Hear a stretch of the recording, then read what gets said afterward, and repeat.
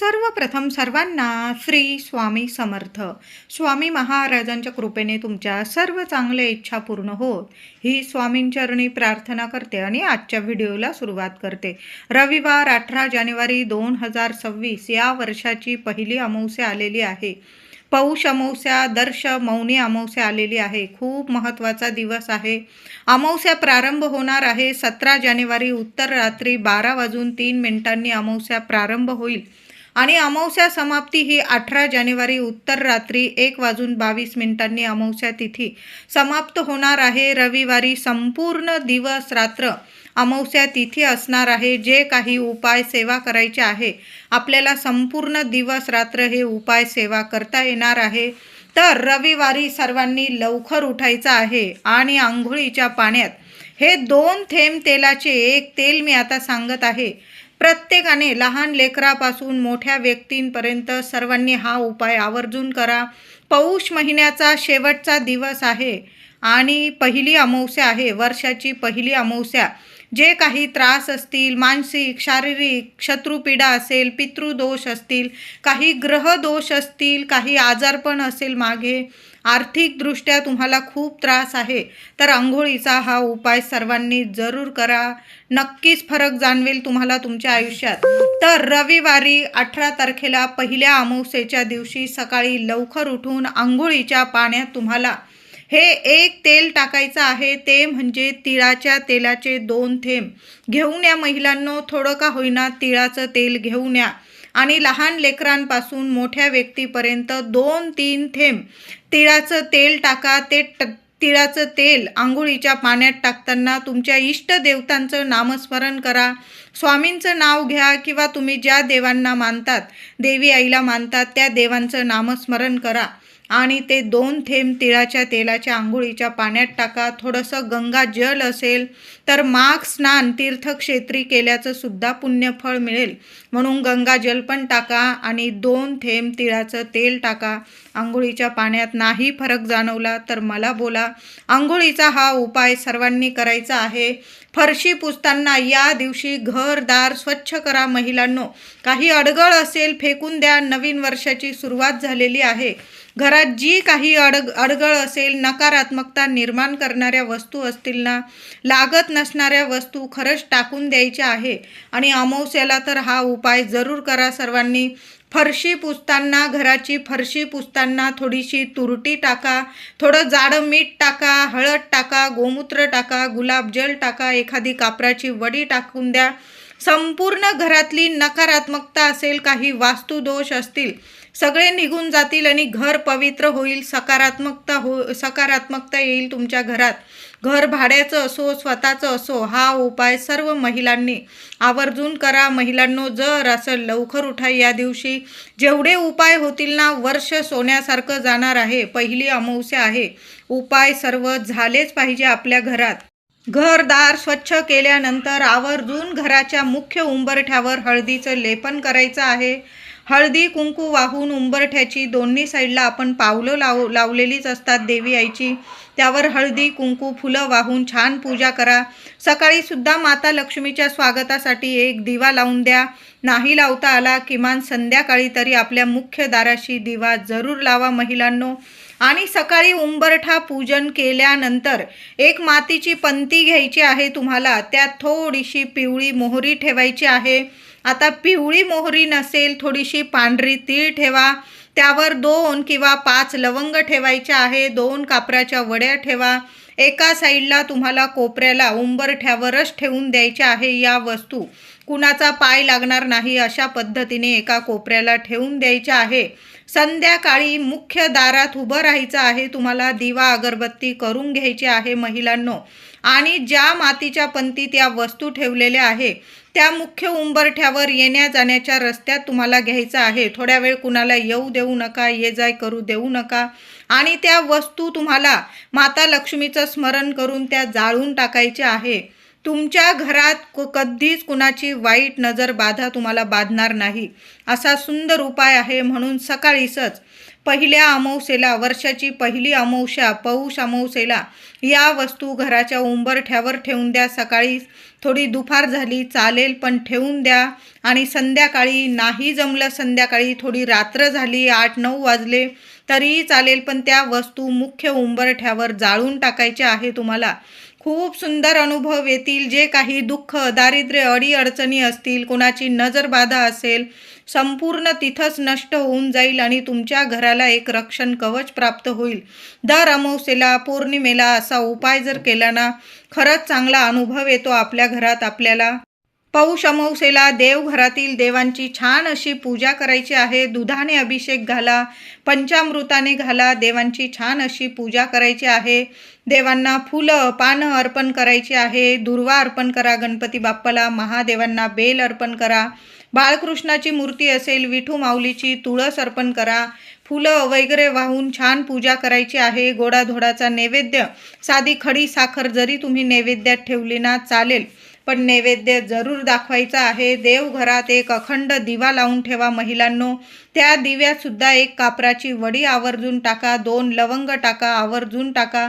दिवा स्वच्छ पुसून घ्या, आधी धुवून घ्या, पुसून घ्या. आधीची वात असेल काढून टाका, नवीन दुहेरी वाट टाका. तुम्ही फुलवाट टाकून तुपाचा लावत असाल तो पण नीट स्वच्छ धुवून घ्या. पुन्हा फुलवाट टाका, तूप टाका आणि तो दिवा लावा. एक अखंड तेलाचा दिवा लावून ठेवा. तिळाचं तेल असेल, मोहरीचं असेल तर अतिशय उत्तम. नसेल तर तुम्ही जे देवांच्या दिव्यांसाठी तेल वापरतात ते तेल जरी टाकलं, एक कापराचा तुकडा टाका दिव्यात, 2 लवंग टाका. दिव्याची हळद कुंकू वाहून पूजा करा. दिव्याखाली आसन द्या. तांदळाची रास जरी केली ना चालेल, पण आसन देऊन दिवा ठेवायचा आहे. ताटली असेल तर अतिशय उत्तम. असा एक अखंड दिवा प्रत्येक आईने देवघरात पौष अमावस्येला लावून ठेवायचा आहे. त्याचबरोबर संध्याकाळी एक दिवा आपल्या पितरांसाठी सुद्धा लावायचा आहे. महिलांनो, मातीची पंती जरी घेतली तरीही चालेल. एक दिवा तयार करायचा आहे तेलाचा. दुहेरी वाट टाका, तेल टाका आणि तो दिवा तयार करून एखादा कागद वगैरे घ्या त्याच्या खाली आणि तो दिवा तुम्हाला घराबाहेर दक्षिणेकडं तोंड करून लावायचा आहे. पितरांचं स्मरण करा. तुम्हाला ज्या इच्छा असतील, समस्या असतील, पितृदेवांना बोलून दाखवायचं आहे.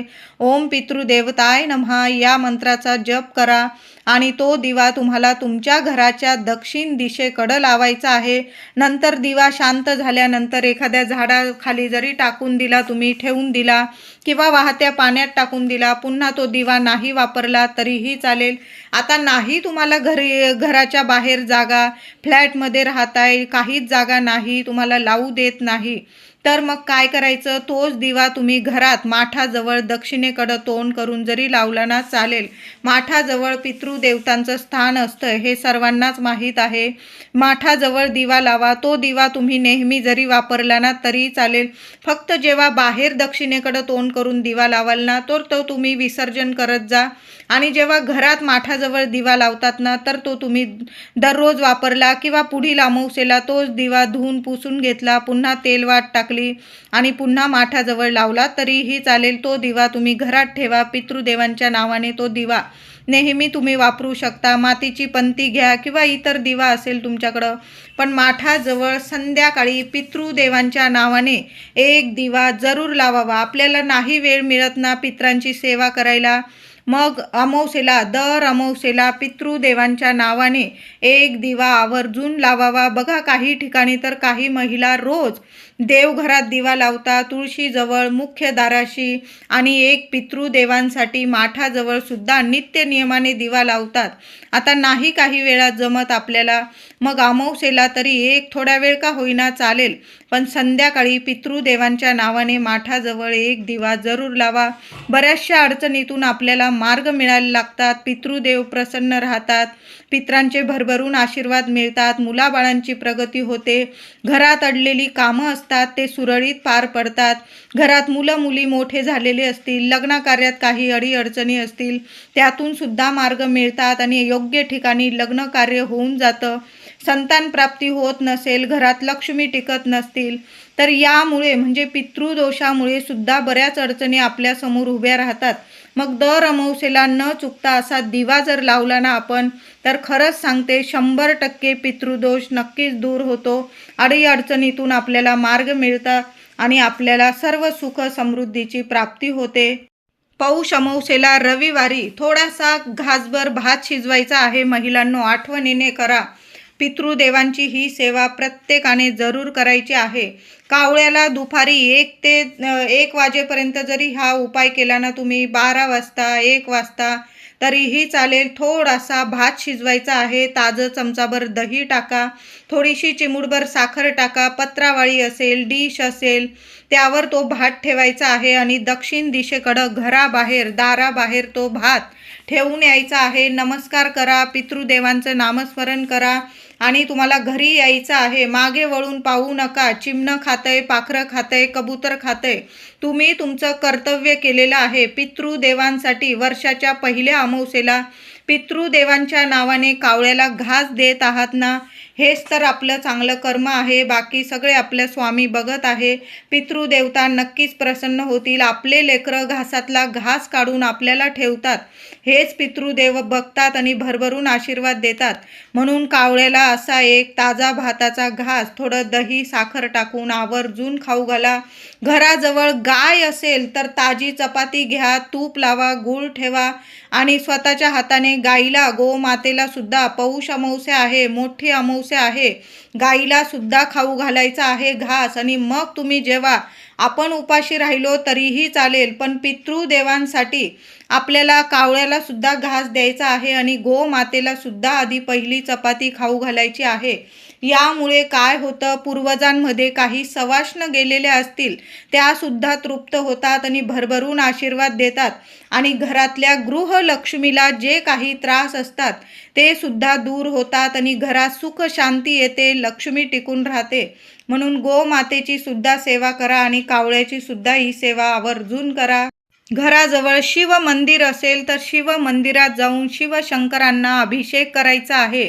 साधा पाण्याने जरी केला तुम्ही, पाण्यात तीळ टाका, पांढरी टाका, काळी टाका, पण देवांना छान असा तीळ मिश्रित पाण्याने, तीळ मिश्रित दुधाने शिवशंकरांच्या शिवपिंडीवर अभिषेक करायचा आहे. बेल फूल अर्पण करा. पहिली मोठी दर्श अमावस्या आहे, मौन अमावस्या आहे.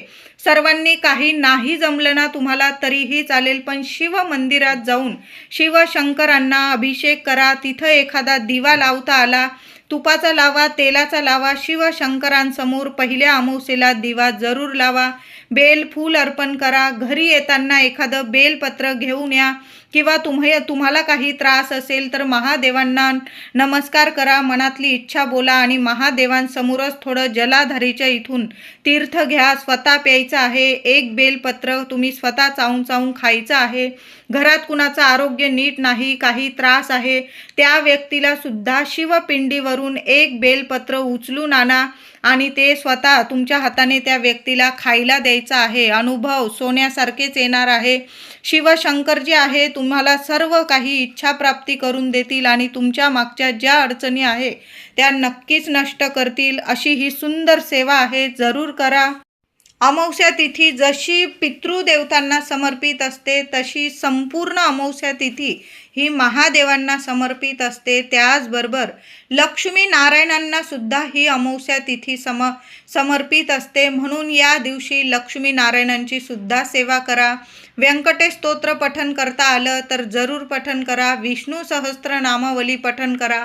माता लक्ष्मीची मूर्ती असेल, श्रीयंत्र असेल, किमान 11 वेळा महिलांनो कुंकुमार्चन करायचं आहे. ओम श्रीम नमः, ओम श्रीम नमः मंत्र जपा आणि माता लक्ष्मीच्या मूर्तीवर आवर्जून या अमावस्येला, पहिली अमावस्या आहे, माता लक्ष्मीच्या मूर्तीवर कुंकुमार्चन करा. दुसऱ्या दिवशी ते कुंकू नीट एखाद्या डबीत ठेवून द्यायचं आहे. वर्षभर कपाळी लावा.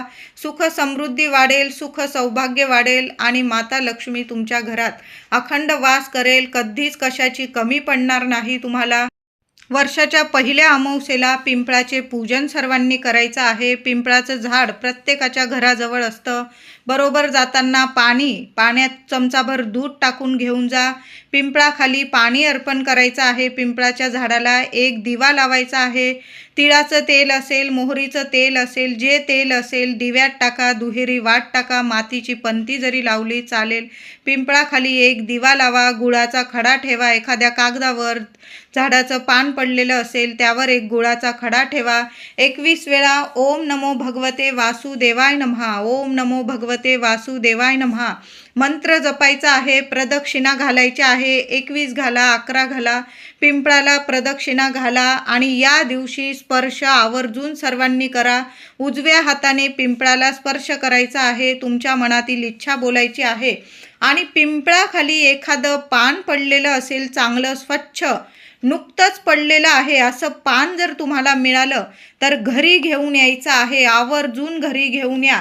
पण ही गोष्ट कुणालाच सांगू नका. गुपचूप, मौनी अमावस्या आहे, मौन धरायचं आहे आणि शांततेत मौन धरून गपचूप आपल्याला पूजा करायची आहे पिंपळाची. आणि पिंपळाच्या झाडाखालून एखादं पान पडलेलं दिसलं, खाली पडलेलं, तोडत बसू नका. पडलेलं असेल एखादं पान ते घरी घेऊन यायचं आहे. स्वच्छ ते पान धुवायचं आहे. देवघरात बाहेर जागा असेल, देवांजवळ नाही, एकदम बाहेर देवघराजवळ बाहेर जागा असेल तिथं ते पान ठेवायचं आहे. तुम्हाला हळदी कुंकू व्हायचं आहे आणि तुमच्या मनातील ज्या इच्छा आहे, ज्या समस्या आहे त्या पानावर तुम्हाला हळदी कुंकू वाहताना बोलायचे आहे. आणि ते पान तुम्हाला रात्रभर देवघराजवळच ठेवायचं आहे.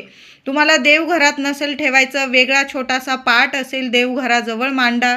त्यावर जरी तुम्ही ते पान ठेवलं, हळदी कुंकू वाहिलं, तुमच्या इच्छा समस्या बोलून दिवस रात्र ते पान राहू द्यायचं आहे. दुसऱ्या दिवशी सोमवारी ते तसं पान, हळदी कुंकू वाहिलेलं पान उचलून घ्यायचं आहे. आणि ज्या पिंपळाच्या झाडाखालून तुम्ही ते पान आणलेलं आहे तिथं कोपऱ्याला मुळाशी ते पान ठेवून यायचं आहे.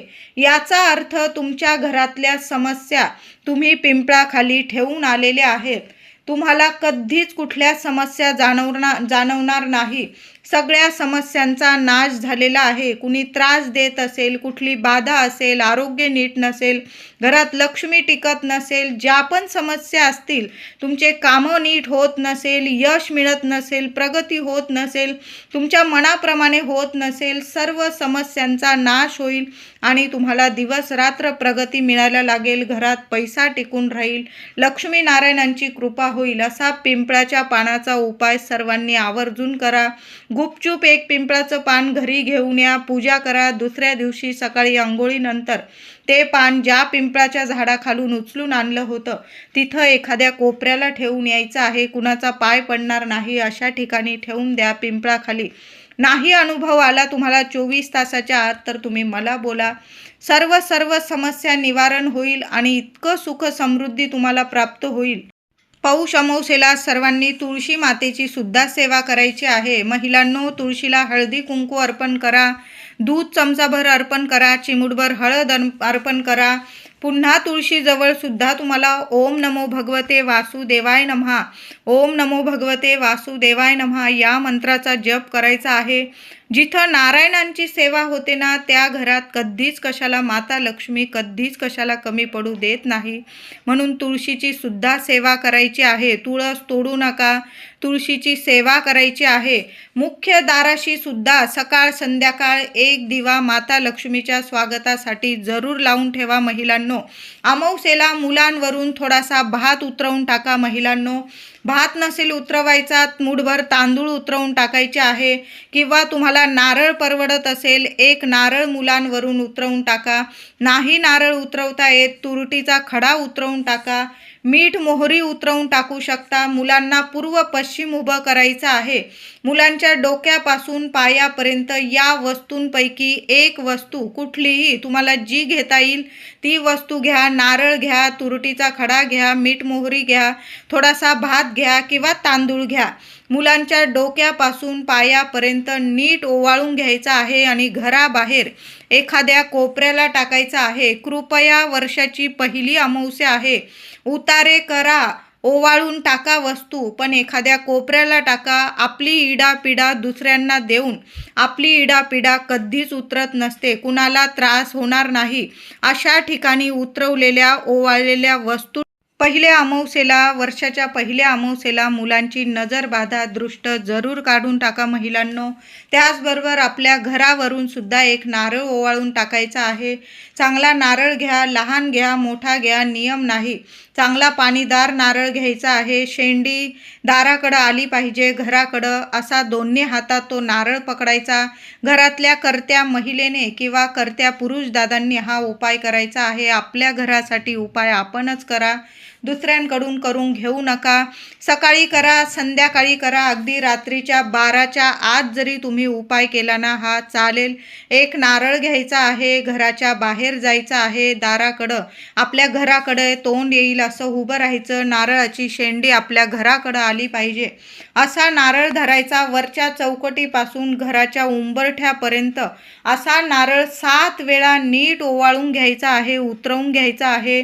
उतरवताना श्री स्वामी समर्थ, श्री स्वामी समर्थ, स्वामींचा मंत्र जपा, तुमच्या इष्ट देवतांचा मंत्र जपा. नीट हळूच आपल्या मनातील इच्छा बोलून, समस्या बोलून तो नारळ 7 वेळा ओवाळून घ्यायचा आहे आणि घराबाहेर डस्टबिनमध्ये फेकून द्यायचा आहे. फ्लॅटमध्ये राहतो आणि डस्टबिन आपले घरात असता, म्हणून तो उतरवलेला नारळ चुकून सुद्धा घरात आणू नका महिलांनो, दादांनो. सरळ तो नारळ घेऊन जायचा, जिथं डस्टबिन असेल तुमच्या घराबाहेर त्यात तो टाकून द्यायचा आहे. कुठंही फेकू नका, कुणाचे पाय पडतील, कुणाला त्रास होईल आपल्यामुळे असा तो नारळ फेकू नका. चुकून सुद्धा या चुका करू नका. अमावस्या, पौर्णिमा, कुठंही काहीही फेकलेलं असतं, चुकीची गोष्ट आहे. लिंबू मिरची फेकलेले असतात किंवा नारळ, लहान लेकरं येतात, आपली इडापिडा देऊन आपली इडापिडा देव कधीच उतरवत नसतो. नारळ उतरवा मी म्हणत नाही. अमावस्या, पौर्णिमा अशी तिथी असते की नजर बाधा उतरवण्याची ही तिथी असते. उतरवा, पण डस्टबिनमध्ये टाका. बघा, क्षणात तुमच्या घराला, मुलांना लागलेली नजर बाधा लगेच उतरून जाईल, क्षणात नष्ट होईल आणि तुम्हाला चांगली प्रगती होईल. मुलं हसते खेळते राहतील, आरोग्यदायी राहील. तुमचं घरसुद्धा कायम आरोग्यदायी राहील, प्रगतिशील राहील.